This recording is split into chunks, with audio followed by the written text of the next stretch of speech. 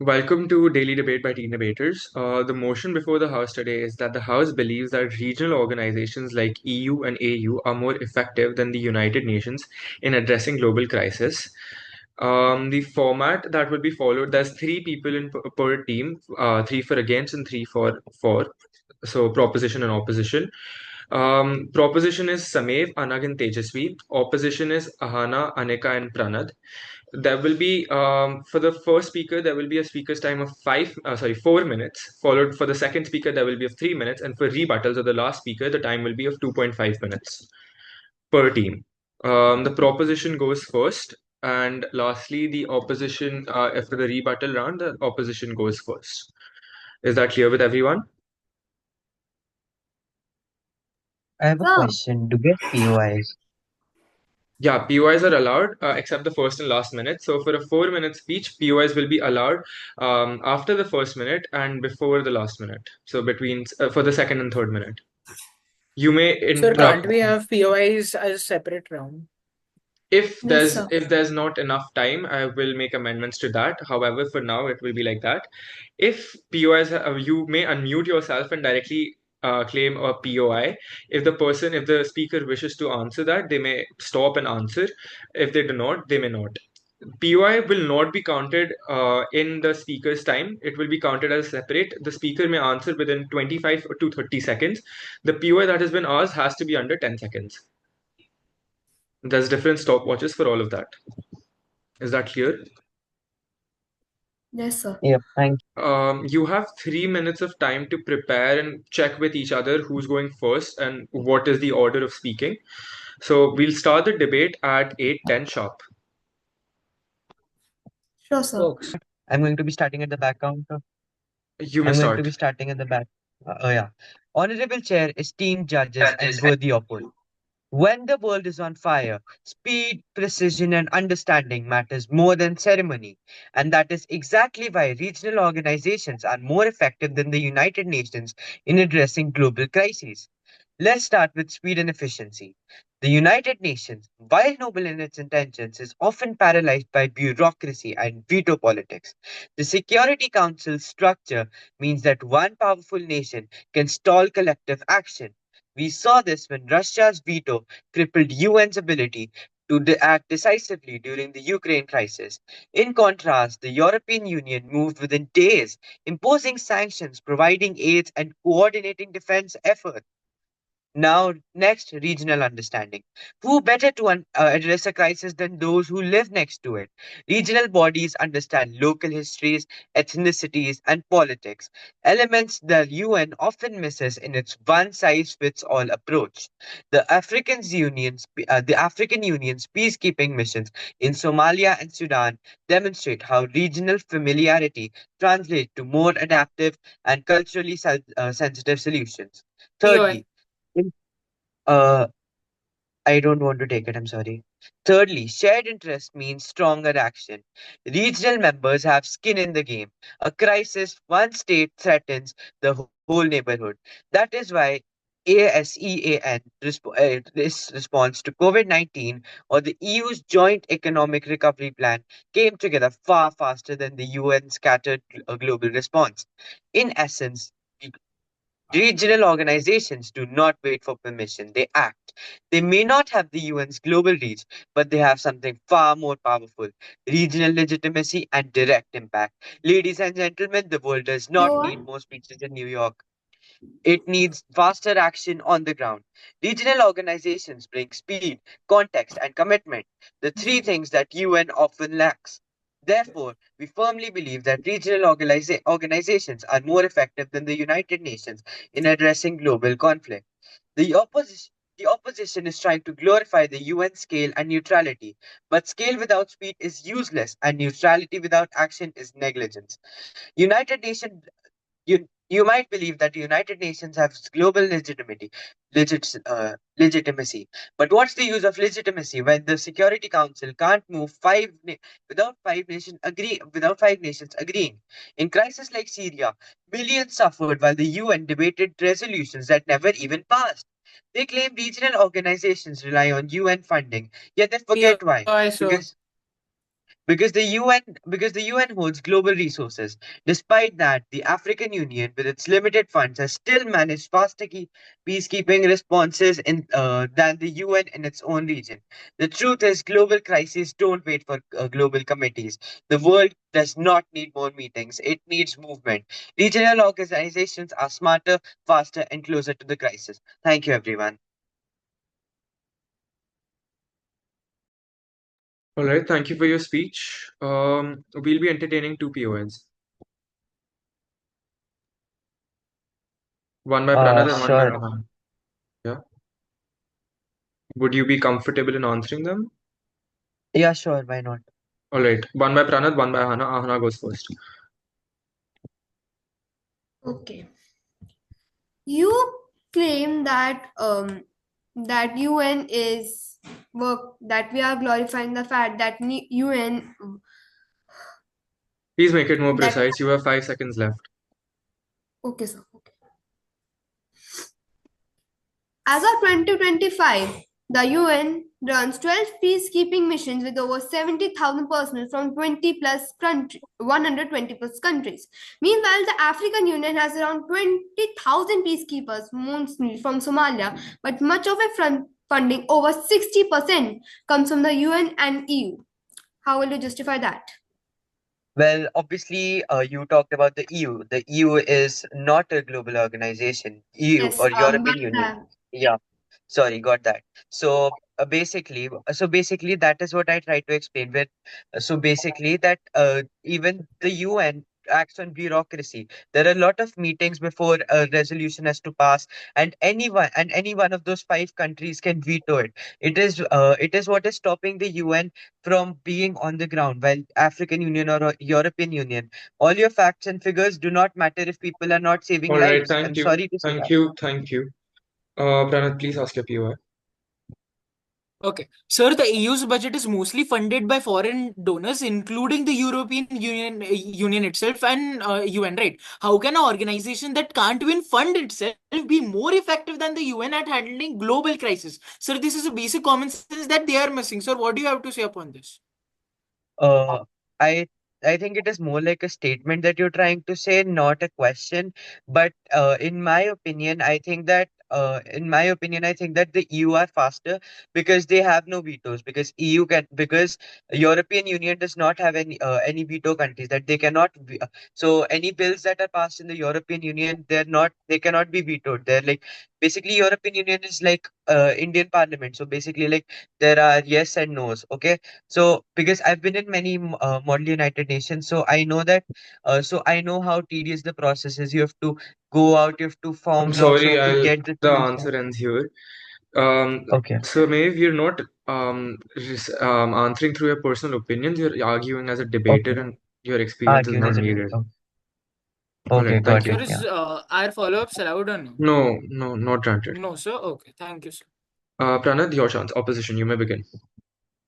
Sir, I'll start on my self count of three, two, one. Sir, we need to understand the basic burden itself on the very motion that we are talking about regional organizations being more effective than the UN. Sir, the very statement has two parts needing focus. First, effectiveness itself. Second, global crisis response. Now, sir, talking about effectiveness itself, sir, we need to understand that the opposition is forgetting the very basic framework of how decisions get binding power in the first place. Sir, Article 25 of the UN Charter makes it crystal clear that all member states need to agree to accept and carry out decisions of the Security Council. Now, sir, this is not some recommendation, sir. This is a binding on all 193 member states of the United Nations. Now, where does African Union or the European Union have this kind of legal authority that can bind nations across the globe to take action? They don't have it, sir.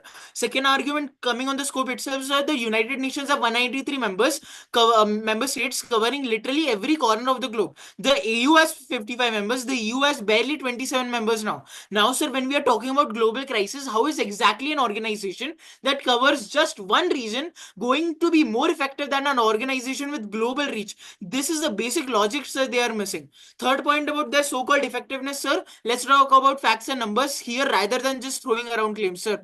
The UN peacekeeping research by Professor Howard found that two-thirds of completed UN missions since the Cold War has been successful at implementing their mandating mandates and helping countries end wars. Now, sir, that's a 66% success rate backed by 16 peer-reviewed studies. Sir, where I does have the POI. opposition's number? I'll be accepting POI after my speech. Sir, Okay, where are okay. the opposition's numbers showing regional organizations doing better than this? They don't have them, sir. Now, sir, directly coming to the opposition's arguments themselves, sir, they will talk about regional organizations knowing local conditions better and responding faster. But, sir, let's look at what actually happened rather than these theoretical claims. Sir, in Somalia, AMISOM, the African Union Mission, has been there since 2007, and there's 18 years now. And was the situation? Al Saab is still operating freely. The missions face severe funding shortfalls, inadequate capacity issues. In fact, sir, one EU official himself stated about the current EU SSOM OM mission that we are in disarray. When a host country is charged of the strategy, what their implications, this can't work. These are their own officials admitting their failure, sir. Now let's talk about Syria, since opposition will definitely mention it as a UN failure. The EU completely failed to intervene effectively in Syrian civil war. The EU is an entity that was unable to do anything meaningful because it didn't have the institutional toolkit for coercive force in 2011-12 when it mattered. So how is this organization more effective than the UN, sir, when they couldn't even act at all? Coming to Libya, sir, yes, NATO intervened there in 2011, but guess what, sir? It was authorized by the UN Security Council Resolution 1973. The operation happened because UN gave it legal authority through Chapter 7. So even the regional success stories, sir, they need UN authorization and backing to actually work. Now, sir, one thing opposition is conveniently forgetting, sir, funding. Over 40% of African Union member states don't even pay their yearly contributions. The AU's budget is mostly funded by foreign donors, including the European Union itself. Now, sir, how can an organization that can't even fund itself be more effective than the UN at handling global crisis? This is the basic common sense they are missing, sir. So, wrapping up with this, the opposition's case fall apart on basic facts. They have no binding authority like Article 25. They have no limited geographic scope compared to 193 UN members. They have worse funding problems than the UN. Their actual intervention record in Somalia, Syria, Libya shows repeated failures or dependence on UN authorization. Meanwhile, the UN has 63 success percent rate backed by peer-reviewed research and decades of successful missions in Cambodia, El Salvador, and many others. The notion that regional organizations are more effective than the UN in addressing global crisis is completely contradicted by the actual evidence on the ground, sir. Thank you. Thank you. Yeah. You've May I exhausted have your the time. POI, please? We're not taking any POS. You've exhausted Okay. your time completely. All right. Next proposition speaker, we have Tejasvi. Okay, so I would like to start on my self count. 3, 2, 1. Honorable judges, respected opponents, and dear audience, today I stand proudly for the motion that regional organizations are more effective than the United Nations in addressing global crises. The United Nations was created to maintain peace and cooperation among nations, a vision of unity for humanity. But over time, that vision has been clouded by bureaucracy, political power games, and endless debates. In contrast, regional organizations, smaller, faster, and closer to the ground, have become the true engines of action and stability. Let me begin with a question. When a crisis strikes, a war, a pandemic, or a flood, who steps first? Is it the United Nations tied by vetoes and procedure, or is it the regional organizations that act immediately because the crisis is happening in their own backyard? My first argument: regional organizations are faster and more decisive. The UN often takes months to act, sometimes years. Why? Because one powerful nation can use its veto and block action entirely. Meanwhile, the African Union deployed troops to Darfur and Somalia long before the POI. UN took a decision. I'll ask them after it. Okay, please ask them. The European Union acted within days after Russia invaded Ukraine, sending aid, imposing sanctions, and sheltering millions of refugees, while the UN Security Council was paralyzed by division. Speed saves lives and delay destroys them. In time of crisis, effectiveness is measured not by speeches but by swift, bold action. My second argument: regional organizations are closer, more connected, and more culturally aware. They share language, history, and understanding that makes solution more practical and lasting. In Southeast Asian nations handle disputes through dialogue and consensus because they understand each other's values. When the Rohingya crisis erupted, it was the neighboring countries, not distant diplomats, that began immediate coordination and aid. Regional proximity builds empathy, and empathy builds faster solutions. My third argument, regional organizations promote ownership and accountability. The African Union's guiding principle, African solutions to African problems, empowers nations to solve their issues without waiting for global approval. When regions take ownership, they ensure responsibility and sustainability. They don't wait for someone to save them, they save themselves. The opposing side may say that UN is global, but what good is being global if it cannot act globally? What good is global reach if it is paralyzed by politics? Regional organizations may not have UN size, but they have something far greater, unity of purpose. In conclusion, regional organizations are not just alternatives, they are the future of effective global actions. They are faster, closer, and more adaptive to the needs of the people. While the UN talks about unity, regional organizations practice it. Because when disaster strikes, the world does not need another speech. It needs someone to act. And that someone is not the United Nations. It is the regions that rise first, act first, and save first. That is why regional organizations are and will remain more effective than the United Nations in the addressing global crisis. Thank you.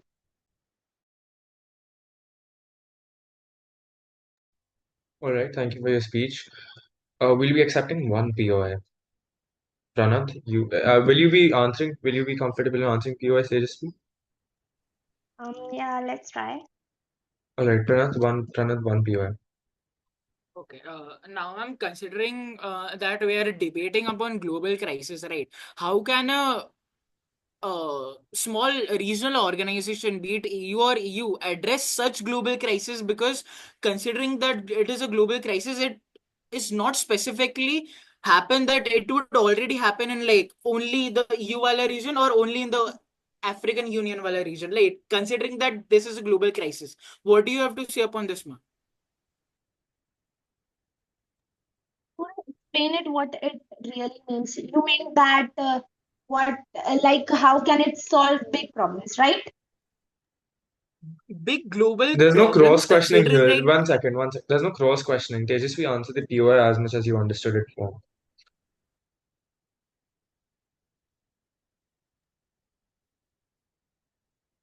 Was I All audible? right. So yes. All right, please answer.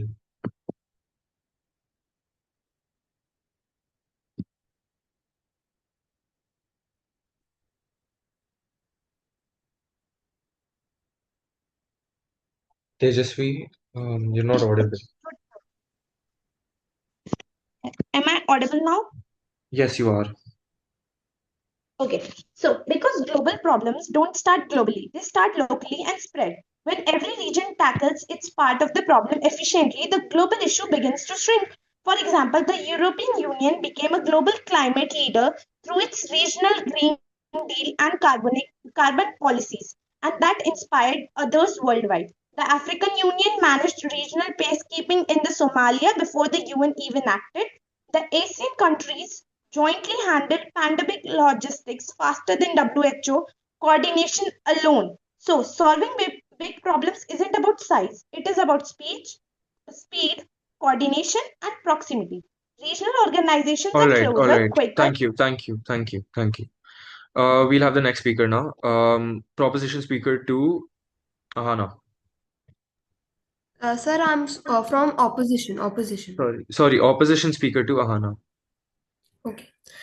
I shall start myself on the count of 1, 3, 2, 1, go. Respected judges and my fellow debaters. In a world where war, pandemic, and climate disasters ripple across continents, can we truly rely on regional organizations alone? I stand strongly against this motion because global crises demand global cooperation, not regional boundaries. Let me begin by clarifying one simple truth. No regional organization, no matter how powerful, can replace the universality of the United Nations. The the United Nations has 193 member states, representing almost every country on planet Earth.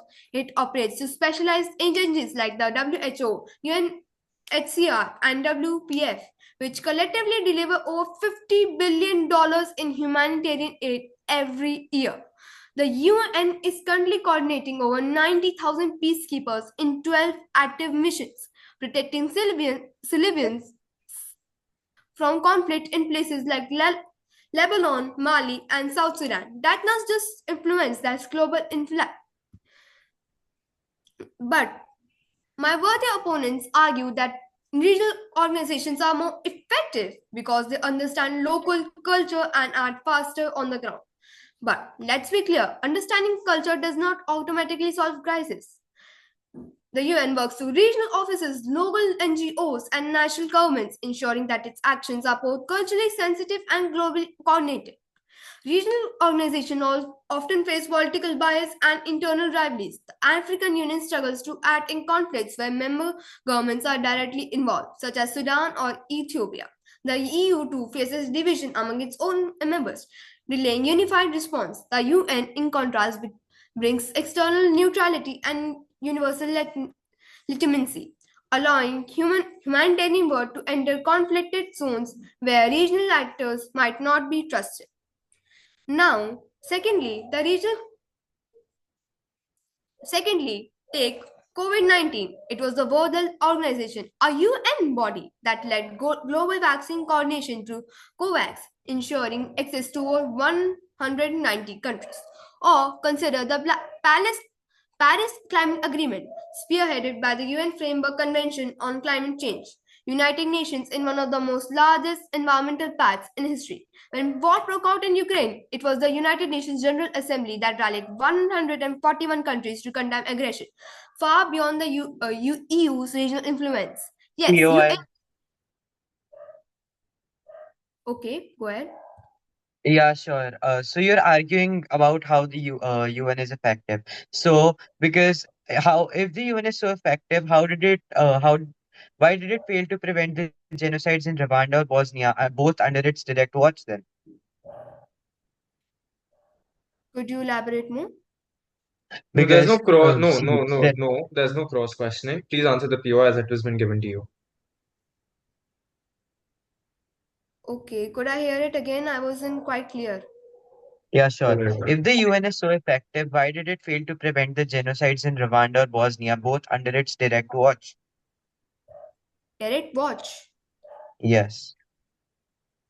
Yes, the UN is not perfect. It can be slow or bureaucratic, as you quoted, or even politically divided. But imperfection doesn't mean ineffectiveness. It means in a very deeply complex world, consensus takes time, and yet the UN continues to deliver aid, coordinate peace, and creates global frameworks that regional bodies later follow. Regional bodies should Continue with not your compete. speech. Okay, may I continue with my speech? Yeah, yeah. My opponent also claims that UN is ineffective because of the 5 permanent members can use their veto to block their action. But let's look at this more deeply. The veto does not make the UN weak. It makes it realistic, reflects the balance of global power and prevents large-scale wars between major nations. In other words, the veto ensures that powerful countries stay within the UN system instead of it acting unnaturally outside it. Yes, the veto can delay decisions, but even then, the United Nations General Assembly has acted even when the Security Council was blocked, as seen in the Uniting for Peace resolution used during the Korean War and the Ukraine conflict. Moreover, despite veto politics, the UN still manages over 90,000 peacekeepers, runs over 40 humanitarian missions, and delivers billions in global aid annually, proving that UN work continues independently of the Security Council gridlock. So, while the veto may slow some actions, removing it would break the fragile global balance and risk chaos. The veto isn't a flaw; it is a safeguard against the global escalation. So, when we talk about effectiveness in addressing global crisis, let's not confuse speed with scale or regional strength with global unity. The UN remains the only true Time's up. platform. Time's up. Thank you. Thank you. Thank you.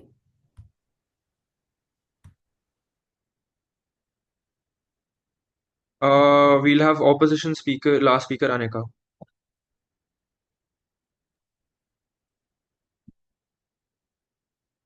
I will start in 3, 2, 1. Honorable judge and respected opponents, the proposition has painted a picture of regional organizations as swift heroes rescuing the world from crisis, while the United Nations sits in endless meetings and political debates. But let's take a closer look because speed does not always mean success, and regional interests is not just global justice. First, the proposition claims regional organizations act faster and more efficiently. Yes, they can move quickly, but often because they serve regional interests, not global humanity. Take the European Union's reaction to Russia's invasion of Ukraine. Indeed, EU acted fast, but it acted for Europe, not for the world. Meanwhile, the United Nations through its agencies, provided global humanitarian aid, POS. shelter to refugees. I will take No it after my POS. Okay. shelter to refugees, food through the World Food Program, and critical diplomacy through the UN General Assembly, where over 140 nations condemned Russia's aggression. That's not inefficiency, that's global legitimacy. Secondly, they argue that crises don't need debates, they need action. But action without global consequences leads to fragmentation, conflicting responses. When the Ebola crisis hit West Africa in 2014, the African Union tried to help but lacked resources and coordination. Who finally turned the tide? The United Nations Mission for Ebola Emergency Response, the first ever UN health emergency mission, mobilizing doctors, logistics, and funding from 90 countries. So, yes, UN debates because it unites. Regional groups act, but the UN coordinates collective action. Third, the proposition says regional organizations bring sustainability and responsibility and they give empathy to the people. Now let's test that claim. The African Union's intervention in Sudan, it collapsed under political pressure. The Arab League in Syria, divided, inconsistent, and inefficient. These organizations are limited by Time's up. politics, Time's funding, up. Thank you. capacity. Thank you. Time's up. We'll have the last speech. Okay, guys, can you please rejoin on this meeting link? We'll start again. Can you please rejoin? Yeah, sure. Thank you. Sure.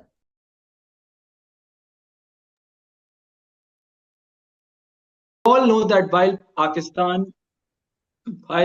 Pakistan is an HR abuser nation, India is a law abiding one who was just the victim of its circumstances. That is what the UN does, making complicated regional issues into something so westernized and generalized that only a few people can actually understand the intricacies in it. I'll again iterate the point my teammate said, that why did the UN fail to stop the 1994 Rwanda violence? Because if the crisis was in Africa, wouldn't a strong African regional force would have been better equipped to actually make an impact on it? Why are the warnings by ECOWS faster than the UN in West Africa when they immediately cut off the money and they threaten action? Why can't the UN act this fast and forcefully against a member state who is clearly an offender? When there is a theft problem in Europe, the countries go to EU instead of the UN. Why can't they fix their financial woes with the efficiency they are claiming to.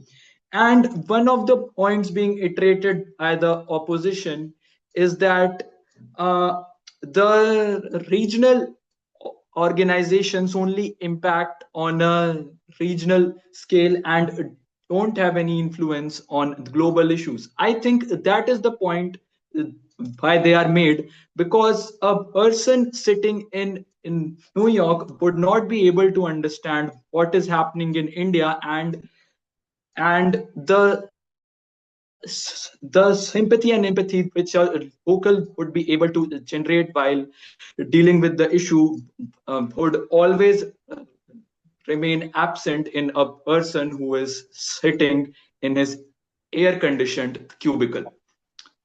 That was my speech. Thank you.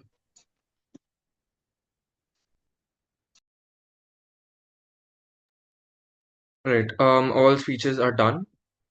After reviewing both sides, the points presented by both the sides and everything, the House declares the opposition as the winner, and therefore the House does not believe that regional organizations like EU and AU are more effective than the United Nations in addressing global crisis. All right. Now, if anyone wants feedback, they can stay back, or else you're free to leave. Right. So I'll just Sir, start. could we start with the last order like the last speakers? Because it would do justice on them. I don't see the point, but all right. Okay, Anag, let's just start with the first. I don't want to start with. Okay. Samev, this Yeah. is what you had good points, all right. Mhm. The points, but the whatever points you said were not very well elaborated on. All right, so you mentioned a point about speed and efficiency. You mentioned like, okay, the EU and AU are organizations which prioritize speed and efficiency. We refer to the case study. So you did not explain what speed and efficiency meant and how it was exactly used. So you had to put like 2-3 other lines in order to elaborate on what you mentioned, and then actually go on the case studies. But you case studies were fabulous. It was very well done. So no problem about Thank that. you. Your speech was very monotonous though. So you need more flexibility, facial expressions, and hand gestures if possible while you're giving a Mhm. speech, as it creates a more standing, more connected feel while giving it. And Mhm. apart from that, the speech was like more focused on case studies. Case studies is always good. However, when it's more and more focused on case studies, then it turns out to be very less, Yeah. I mean to say, less interesting and less informative Less rather than just interesting. being. That's right. All right, guys, we can stop the informal discussion at the back. Um, After that, I believe that you need to make your case studies more precise. Because what I felt was you were naming programs and not going depth. Everything was on the surface level. We needed to see more depth when you're explaining something. Mhm. All right. So just everything was perfect. All right. Thank you so much. Yes. Pranat, you asked two POIs. The first one was really good. Not exact, it wasn't like exactly related, but it was going around, and that is what I liked because it was a complex question. The second was very vague, so the second one was not as good as the first one. Second of all, good speech. Stats were present, legally backed. So major part of the UN is actually legalities. So everything was very very well explained. Points were put forward. I would request you to go a bit slow in your speeches, though. All right, because you were rushing like a lot of Yes, sir. times. Just go a bit slow. Like, it's fine if one of your points is not said by you, you may forward it to your teammate or something like that, because you're rushing your speech. Although I understood it, like I understood 99% of it, but there may be some points which I may or may not have missed, and therefore I was like a little bit more slow. More modulation would be expected because you're just going in a very speedy manner, so it's just rushing towards the ending. So more modulation. And the best part about your speech was conclusion, where you explained and just reiterated all your points, which provided a very well ending. That's it. Thank you, sir. Okay, Tejasvi, for your POI, it was a decent answer, I must say. You understood it, you replied as well as you could. It was a very decent answer. Also, in your speeches, the content was very less because the statements that were made by you were very generic and they were not analytical. When you're giving for everyone here, when you're giving when you're doing a debate, the statements need to be analytical to convince the other people that your side is right. But however, if you make generic statements that is already very well known, then it does not sound convincing and that it does not entail the proper purpose of a debate. So from now on, for future references, make it more analytical. It does not matter if you speak only 3 points, but if 3 points are spoken very well elaborated manner where there's more explanations, there's more elaborations, there's more case studies and more detailed and analytical explanations to it, then it makes much more sense. Is that clear? Okay. All right. Now, Ahana, POI was very, very stat based. All right. You were just basically putting out stats, which was not that necessary to prove your point. And you, in last, contradicted your POI itself. When you, in the ending itself, you contradicted your POI.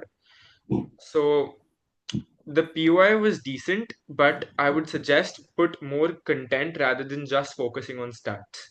Maybe explain your POI and then put out a stat or be like, this was seen by this, and therefore how do you explain this lapse of judgment, or just put some words and make it more explanatory.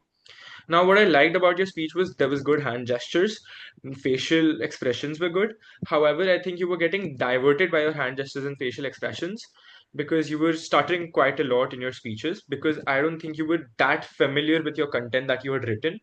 So maybe read your speech twice or thrice before actually speaking it out, so that it gives you more familiarity with what you're about to speak. Also, I would request you to make more eye contact and not just read off the paper while speaking. Right? That was it.